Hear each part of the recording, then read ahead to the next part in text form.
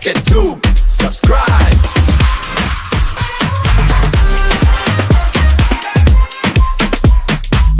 ወዳጅነታቸውንም ለማሳየት በየዓመቱ በንጉሱ ልደት ቀን ጁላይ 23 የኢትዮጵያን ባንዲራ በዚህ ቦታ ላይ ያውለበልባሉ።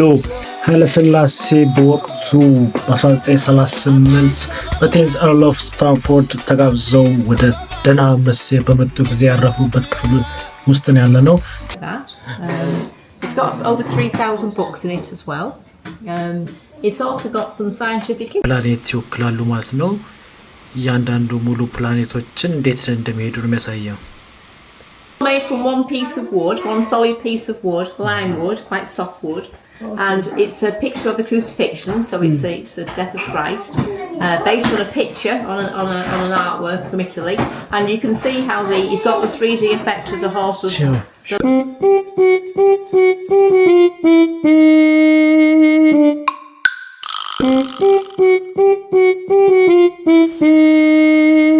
ተመልካቾች ዛሬ ደግሞ ጥንታዊና ታሪካዊ ከሆነው ድንሃም መሲ ተገኝተናል።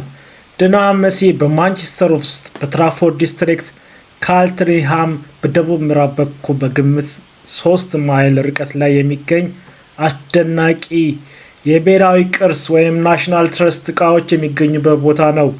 ድንሃም መሲ በጥንታዊ ጊዜ የነበሩ መካከለኛው ዘመን ወይም ሜዲቫል ቅርሶች ያሉበት እንዲሁም በ300 ሄክታር የሚሰፋ ጋዘን ዲር ፓርክ ውስጡ ያቀፈ እና ልዩ ልዩ ሳይንሳዊ ፍላጎት ያለበት ሳይት ኦፍ ስፔሻል ሳይንቲፊክ ኢንተረስት ተብሎ በዩኬ የተመዘገበ ነው።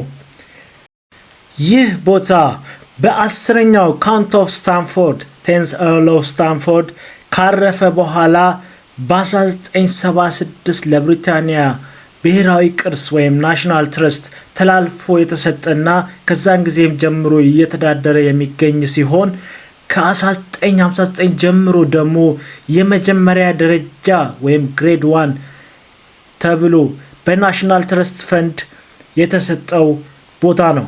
በዚህ ቦታ አስደናቂ ታሪካዊ ነገሮች ተከናውነዋል።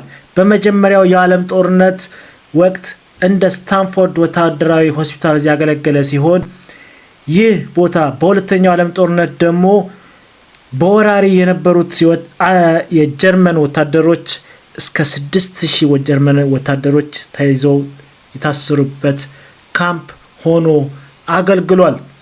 እንግዲህ እስካሁን የዘረዘርኳቸው ነገሮች በሙሉ አስደናቂና ታሪካዊ የሆኑ ነገሮች ቢሆኑም ወደዚህ ግን ያመጣኝ ይህ አይደለም። ሲያመጣኝ ከሁሉም ከኛ ጋር የሚያገናኘው ነገር አለ። ይህ ምንድነው አትሉኝም? አዎ ጣሊያን ለሁለተኛ ጊዜ ኢትዮጵያን በወረረበት ሰዓት አጼ ኃይለ ሥላሴ ጃንሆይ ተሰደው ነበር ወደ ኢንግላንድ። በዚህ ቦታ ላይ ኖረዋል። የእሳቸው ማረፊያቸው ቦታ ምን ይመስላል፣ እንዴት ነበረ ቆይታቸው የሚለውን አብረን እናያለን። ብዙ ከኛ ጋር የሚያገናኘው ነገር እንዳለ ሆኖ በዓለም ደረጃም ደግሞ ትልቁ ታሪክን ሰጥሮ የያዘ 1616 ማለት ተመልካቾቼ ከ400 ዓመታት በላይ የቆየ ቦታ ነው። ይሄ ቦታ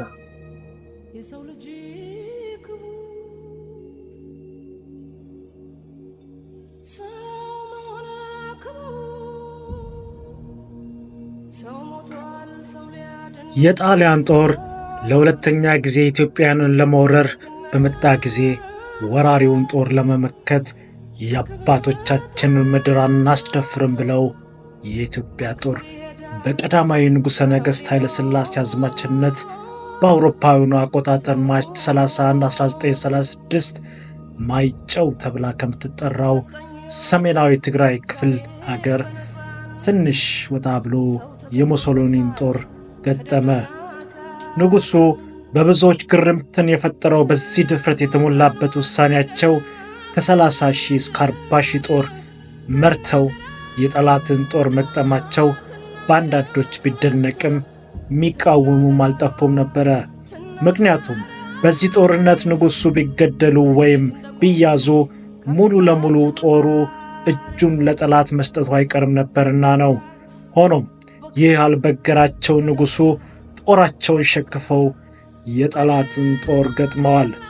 በዚህም ጦርነት የጣሊያን ጦር ሙሉ ለሙሉ በሚባል ሁኔታ የጦር የበላይነትን የነበረው የምድር ጦርና የአየር ኃይል አሰልፎ የመጣ ከመሆኑም በላይ በዓለም ላይ ተከልክሎ የነበረውን ሞስታርድ ጋዝ በመጠቀም የኢትዮጵያን ጦር ላይ የበላይነት አግኝቶ ድል ቀናው።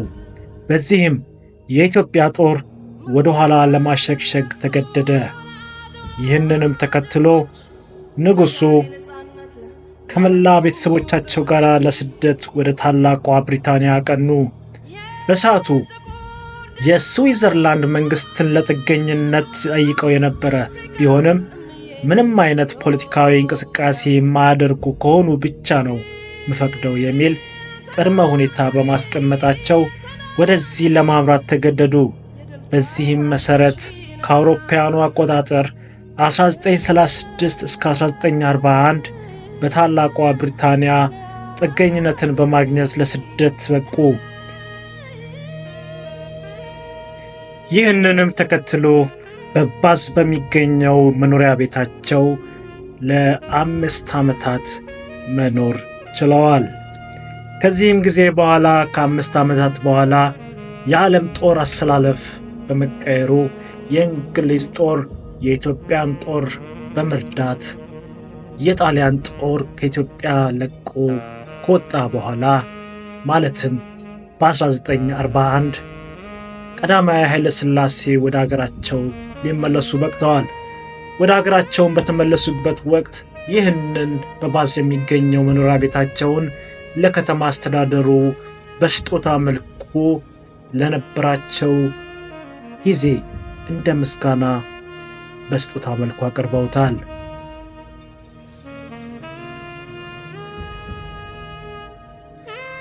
በዚህም የስደት ጊዜያቸው የጣሊያን ጦር ከኢትዮጵያ የሚወጣበትን የተለያዩ አይነት ስልታዊ ፖለቲካዊ አካሄዶችን ይከተሉ ነበረ።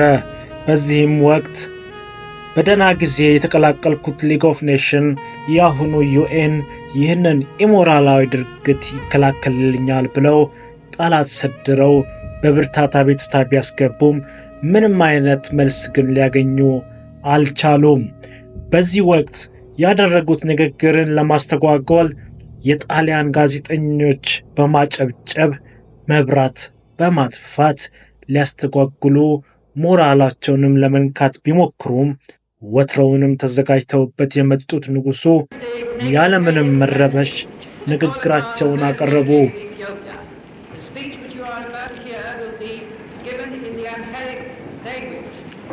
In the shadows of the press gallery, Italian newspapermen are ready for an outbreak against the emperor whose country their country has taken, waiting for his first words.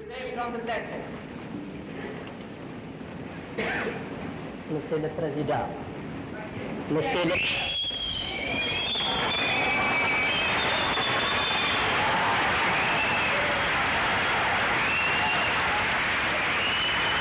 Trying to quell the disturbance, lights turned out.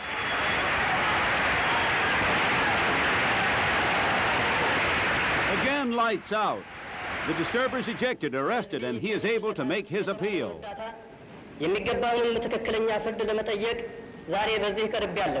አፍ ሲከፈት ጭንቅላት ይታያል እንዲሉ ያቀረቡት ንግግር አንዲትም ጠብ የሚል ነገር የሌላት ስክት ያለች ንግግር ከመሆኗም በላይ የብዙዎችን ቀልብ የነካ ልብ የገዛ ለመሆን በቅቷል። ከዚህም ውስጥ የድንሃም መሴ ቤተሰብ የሆነው ሮጀር ግሬይ ቴንዝ ኤርል ኦፍ ስታንፎርድ ይጠቀሳሉ። ግሬይ በአውሮፓውያኑ አቆጣጠር 1936 በወቅቱ ሊግ ኦፍ ኔሽን በአሁኑ ዩኤን አባል የነበሩ ሲሆን ኃይለ ሥላሴም በዚህ ጊዜ ያደረጉት ንግግር በዓላማ የቆሙ መሆናቸውንም ሲያዩ እና የአስተሳሰብ ብስለታቸው ስለገዛቸው አሁን ወዳለሁበት ድንሃም መሴ በ1938 ጋበዟቸው። በዚህም ወቅት ለ4 ቀናት በዚህ ቦታ ድንሃም መሴ መቆየት ችለዋል። እናም እንዳልኳችሁ ከዚህ ጊዜ ጀምሮ ወዳጅነታቸው ጠብቆ ወዳጅነታቸውንም ለማሳየት በየዓመቱ በንጉሱ ልደት ቀን ጁላይ 23 የኢትዮጵያን ባንዲራ በዚህ ቦታ ላይ ያውለበልባሉ። ይህንንም ስርዓት ለማስቀጠል በየዓመቱ የእንግሊዝ መንግስት ለ10 ቀናት ማለትም ጁላይ 23 ጀምሮ ዘ ላየን ኦፍ ጁዳ ያለበትን ባንዲራ እስካሁን ይውለበለባል። በዚህ ወቅትም የተለያዩ ተጽዕኖ ፈጣሪዎች የራስ ተፈሪያን ቤተሰቦችና የአካባቢው ሰዎች የሚታደሙበት ሲሆን በማንቸስተርና አቅራቢያ ያላችሁ ኢትዮጵያውያንም ከቻላችሁ የፊታችን ጁላይ 23 በቦታው በመገኘት እንድትታደሙ እጋብዛችኋለሁ።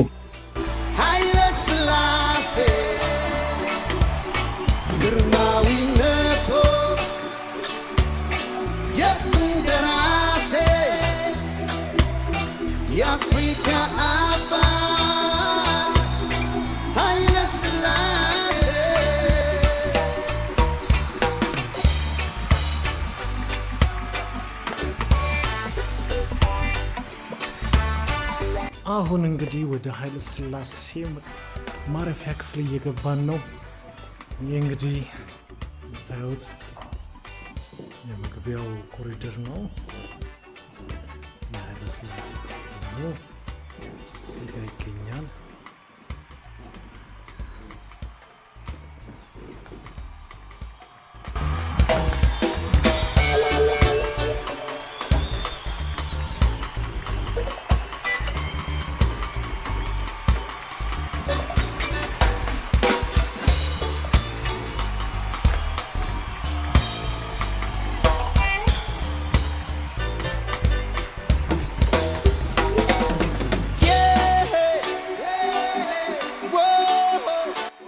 ተመልካቾች እንግዲህ አሁን ያለነው ኃይለ ሥላሴ በወቅቱ 1938 በቴንዝ ኤርል ኦፍ ስታንፎርድ ተጋብዘው ወደ ደንሃም መሴ በመጡ ጊዜ ያረፉበት ክፍል ውስጥ ነው ያለነው።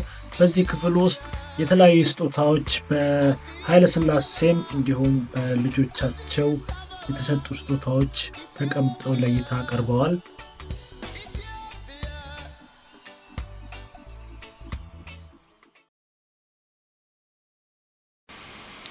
እንግዲህ እነዚህ የምታዩቸው የስጦታዎች ናቸው። ይህ የኢትዮጵያን ፊልግሪ ኦቫል ቦክስ ነው። ይህም በ1940 በራሳቸው በቀዳማዊ ኃይለ ሥላሴ ለሮጀር የተሰጠ ነው። እንግዲህ ሌሎቹ ፎቶዎቻቸው አሉ።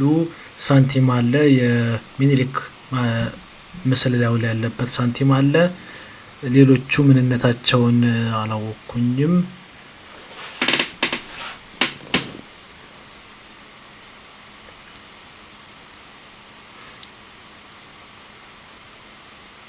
እዚህ ጋር ደግሞ የምታዩት ደግሞ የሴሬሞኒያል ሺልድ ወይም ጋሻ ለበዓላት የሚያዙ ጋሻዎች ናቸው።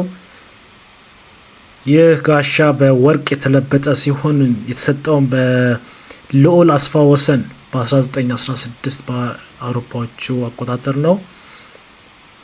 ይህም ስጦታ ለራሱ ለሮጀር ግሬይ ቴንዝ ኤርል ኦፍ ስታንፎርድ የተሰጠ ነው። ይህ ክፍል በአጠቃላይ ግሪን ሲልክ ሩም በመባል ይታወቃል።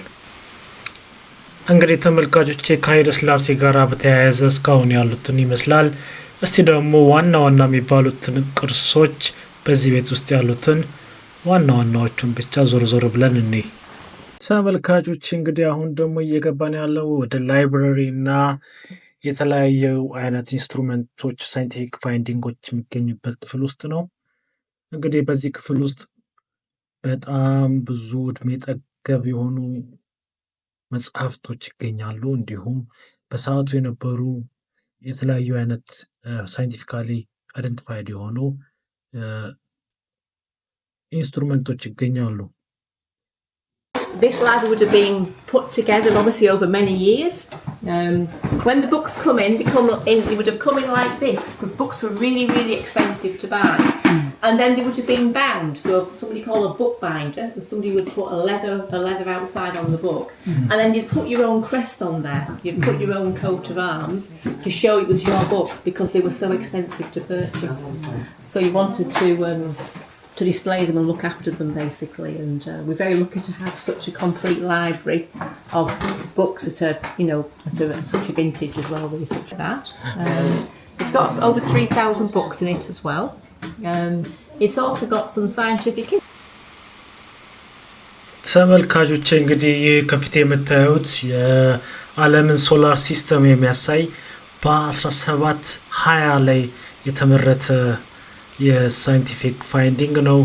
እንግዲህ እያንዳንዱ ኳስ የሚመስሉ ነገሮች ፕላኔት ይወክላሉ ማለት ነው።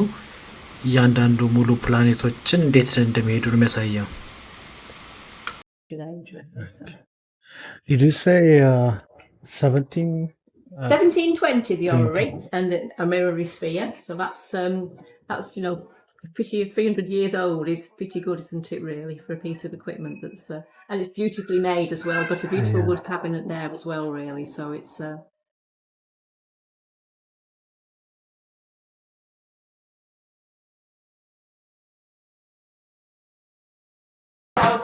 our Grinling Gibbons carving. The Grinling Gibbons was allegedly the most famous English wood carver. So this is all made from one piece of wood, one solid piece of wood, lime wood, quite soft wood, and it's a picture of the crucifixion. So it's a death of Christ, based on a picture on an artwork from Italy, and you can see how he's got the 3D effect of the horses, the legs, and everything like that basically. And he always would put this woodwork around the outside. So he'd always carve flowers and mushrooms and plants and things around. That's his trademark. So he always puts that around his pieces of work. This is a very, very early piece of work, one of the first bits of carving he did. So it's a very special piece for the National Trust. When was it made? Sorry? When was it made? I think it's not here. Let's have a look and see. These cards tell you a little bit about things as well. Here we are. This is all about the Grinling Gibbons. So about 1671. So again, very old. So you've got a few of these. If you go in all the rooms you go into, you'll find these little boards telling you a little bit about different things in the room. So it's worth picking. ተመልካቾቼ እንግዲህ ከፊት የምታዩት ግሪንሊንግ ጊብንስ በተባለ የእንግሊዛዊ ቅርጻቅርጽ ሰሪ በ1671 የተሰራ የቅርጻቅርጽ አይነት ሲሆን ይህም በውስጡ የስቅለትን የጌታችን መድኃኒታችን ኢየሱስ ክርስቶስ ስቅለትን የሚያሳይ ነው እና በጣም በሚገርም ሁኔታ በ3D ኢፌክት በጣም እጅግ ውብ በሆነ ሁኔታ ቀርጾታል። እጅጉን በጣም ያምራል። በዛ ጊዜ በዚህ መልኩ መሰራቱ ይገርምናል። እዚህ ጋር ደግሞ ኢንስትሩመንት ሩም ነው። ከውስጡ ቴሌስኮፕ እንዲሁም ማይክሮስኮፕ ይታዩኛል። እንግዲህ በዛ ጊዜ የተሰሩ ናቸው። እኚህ ደግሞ የሰዓቱ ላይ ደህና መሴ ቤተሰቦች ተጠቅሟቸው የነበሩ የተለያዩ መመገቢያ ሳህኖች፣ ምግብ ማቅረቢያ ሳህኖች እንዲሁም የሻይ ምናምን የመሳሰሉ የተለያዩ ሰዓቱ ይጠቀሟቸው የነበሩ የቤት ውስጥ እቃዎች ናቸው። እጅጉን የሚያምሩ ናቸው በጣም። አሁን ላይ ራሱ እንኳን በዛ ጊዜ አሁን ላይ ራሱ እንደዚህ አይነት እቃዎች ብዙም ይገኛሉ ብዬ አላስብም። እጅጉን ያምራሉ። በጣም ብዙ ነገሮች አሉ በዚህ ቤት ውስጥ። ግን ካለን ጊዜና ካሰብኩትኝ ከታሪክ ይዘት አንፃር ትንሽ ቆጠብ አድርጌ ብቻ ለማሳየት የሞከርኩትኝ። እንዲሁም የዘር ልዩነት በሚመለከት ረገድ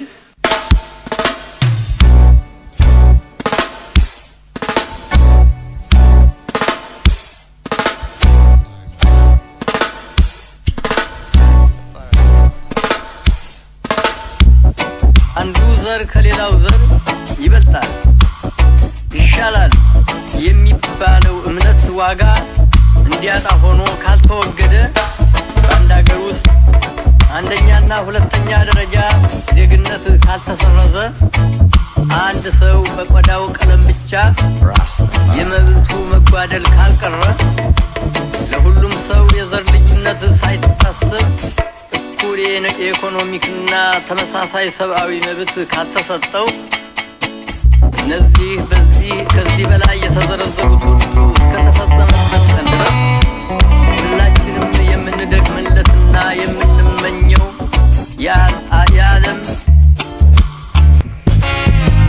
until the philosophy which old one race superior and another inferior is finally and permanently discredited and abandoned. Everywhere is war. It's a war that until they're no longer first class and second class citizens of any nation, until the color of a man's skin is of no more significance than the color of his eyes. Miss a war that until the basic human rights are equally guaranteed to all with